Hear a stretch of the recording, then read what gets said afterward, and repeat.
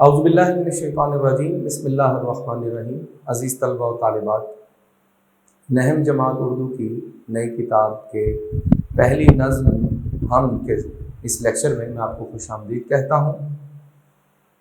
Class के अंदर ये समझेंगे कि पेपर के अंदर तशरीह कैसे आती है और उसको कैसे हल किया जाता है।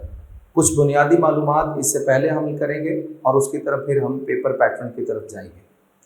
तो जैसा कि आपके इल्म में है कि हम्द ऐसी नज़्म को कहते हैं जिसमें अल्लाह ताला की तारीफ़ बयान की जाए।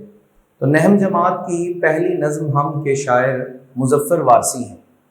आप हमेशा, मैं असबाब की शुरुआत में ये कहता हूँ कि जब भी आप किसी सबक को पढ़ें तो बुनियादी तौर पर 5 बातों का ख्याल रखें।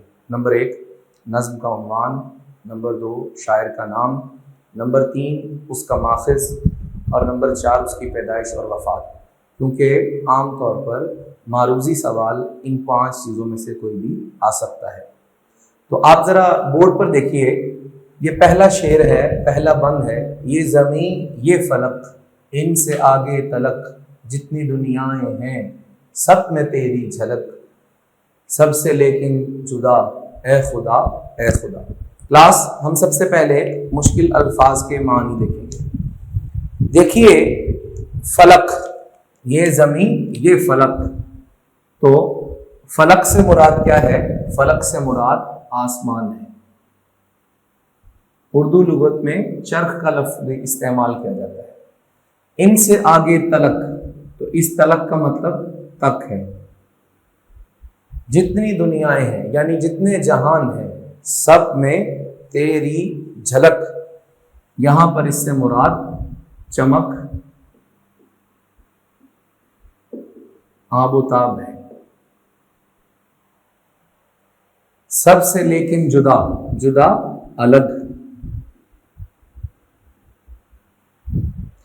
क्लास, लाहौर बोर्ड में या किसी भी बोर्ड के अंदर सवाल को हल करते हुए याद रखिए कि आपको इसके अंदर नज़्म का उन्वान लिखना होता है जो कि आपसे पूछा जाता है।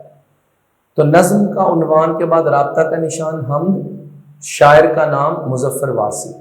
याद रखिए, ये गलती आपने नहीं करनी, नज़्म का नाम नहीं होता, नज़्म का उन्वान होता है। उसके बाद आप इसका लफ्ज़ी मफ़हूम लिखेंगे। ये मुश्किल अल्फाज के मानी सिर्फ मैंने आपकी याद दहानी के लिए और आपको बताने के लिए लिखे हैं, पेपर में इसके लिखने की ज़रूरत नहीं है। लफ्ज़ी मफ़हूम लिखते हैं और इसके आगे राब्ता का निशान लगा दीजिए। इसका अलग से कोई नंबर तो नहीं है, लेकिन इसका लिखा एग्जामिनर के ऊपर एक अच्छा ख्याल जाता है, एक अच्छा गुमान जाता है, एक अच्छा इंप्रेशन है जिसके आपको नंबर मिल सकते हैं, यानी कुल नंबर आपको पूरे मिल सकते हैं।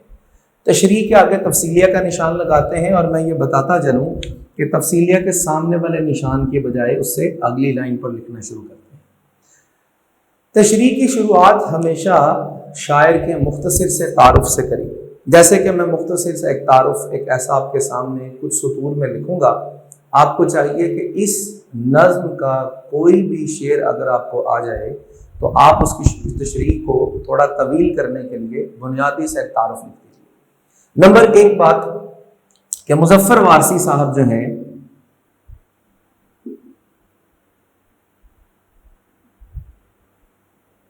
वो इस सदी की चंद अहम और नुमाया शख्सियात में उनका शुमार होता है।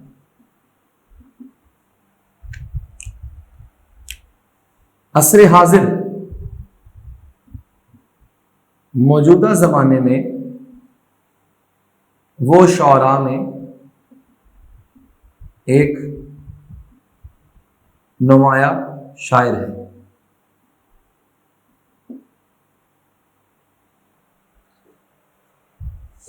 हम्द और नात के अलावा उन्होंने मुख्तलिफ किस्म की नज़्म में अपने आप को आजमाया, गज़ल गोई की,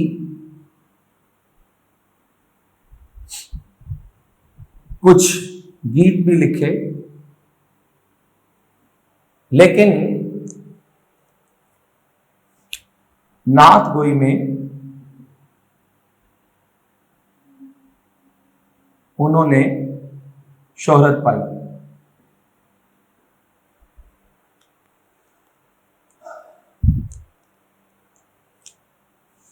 मुजफ्फर वाजी की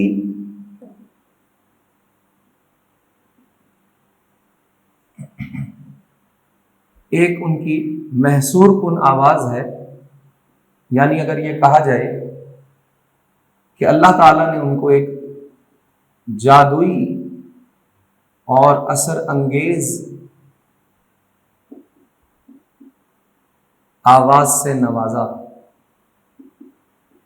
अगर ये कहा जाए तो ये वजह होगा। मशहूर नात गो शायर एहसान दानिश उनके बारे में फरमाते हैं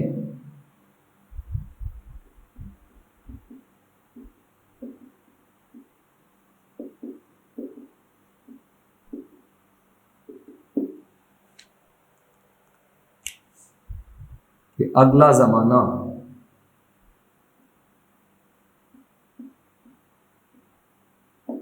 मुजफ्फर वारसी का है। लेकिन अजीज तलबा और तालिबात, ये मुख्तसर सा तारुफ 4-5 सतूर के अंदर पॉइंट्स की सूरत में मैंने आपके सामने लिखा। आप एक पैराग्राफ इसका बनाकर कोई भी हमद का शेर अगर आप आ जाए तो उसमें लिखिए। आइए जरा हम लफ्जी महफूम की तरफ चलते हैं। लफ्जी महफूम में देखिए कि वो ये कहते हैं कि अल्लाह ताला इस जमीन और आसमान को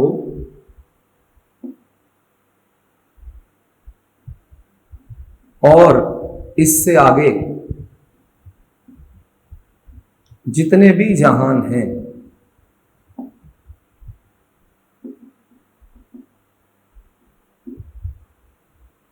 जितनी दुनियाएं हैं, यानी अल्लाह की जात जो है वो रब्बुल आलमीन है, उन सब में तेरी चमक आबोताब नजर आती है। लेकिन ए अल्लाह, तेरा रुतबा और मुकाम सबसे अलग और जुदा है। अजीज तलबा तालिबात, ये मुख्तसर सा और जामे लफ्जी मफहूम मैंने आपके सामने लिखा। आइए अब तशरीह के अहम नकात की तरफ आते हैं। तो आप यहां से शुरू कर सकते हैं जब आप ये बात करें कि इस कायनात और इससे आगे जितने भी जहान हैं उन सब का रब, उन सब का खालिक और मालिक अल्लाह रब्बुल की ज़ात रब्बुल आलमीन है। तो आप यहाँ पर सूरतुल फातिहा की वो पहली आयत का तर्जमा लिख सकते हैं कि तमाम तारीफ़ें और शुक्र अल्लाह रब्बुल आलमीन के लिए।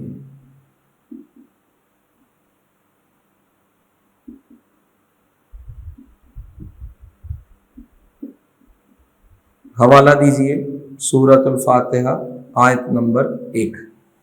आप यहां पर अरबी में भी इसका ये हवाला दे सकते हैं। उसके बाद वो कहते हैं कि जितनी भी दुनियाएं हैं, जितनी भी दुनियाओं से मुराद सूरज है, चांद है, सितारे हैं, सैयारे हैं, इस जमीन के नीचे है, 7 आसमान हैं, और इसके अलावा जहां जहां ए अल्लाह जो तू चीज तूने पैदा की है, हर जगह तेरी झलक, हर जगह तेरी आन, हर जगह तेरी शान नजर आती है। तो शायर कहता है कि दूसरा कौन है, दूसरा कौन है जहां तू है, दूसरा कौन है जहां तू है, कौन जाने तुझे, कौन जाने तुझे कहां तू है।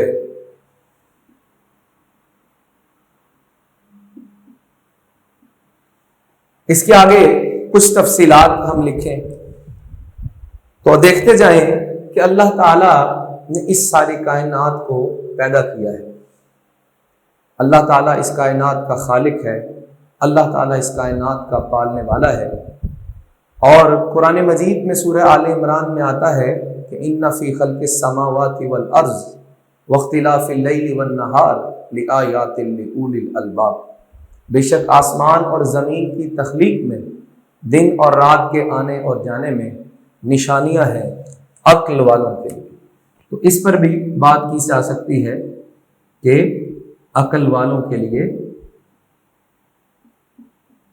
निशानियां हैं।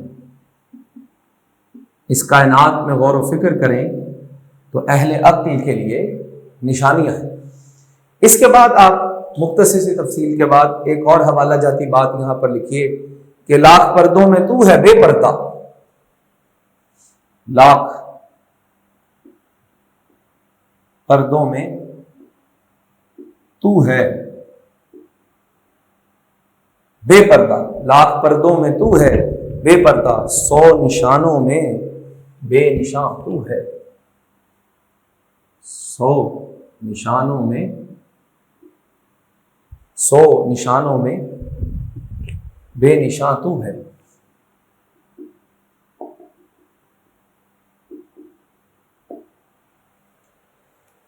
क्लास जरा दोबारा देखिए कि सबसे पहले आप शेर या बंद लिखेंगे जो आपको आएगा, उसके बाद नज़्म का उन्वान और शायर का नाम लिखेंगे, लफ्ज़ी महफूम लिखेंगे, तशरीह शुरू करेंगे, एक मुख्तसर सा शायर का तारुफ लिखेंगे, उसके बाद अपने अहम नकात जो मैंने लिखे हैं उनको पूरा करते हुए अपनी तशरीह को मुकम्मल करेंगे। और आप देखिए कि मैंने यहाँ पर मुख्तलिफ हवाला जात दिए हैं, आप इन हवाला जात के ज़रिए अपने अशार को मुकम्मल कर सकते हैं। उम्मीद है ये लेक्चर आपको समझ आ गया होगा। अजीज़ तलबा व तालिबात, आपसे अगले लेक्चर में मुलाकात होती है। अस्सलामु अलैकुम।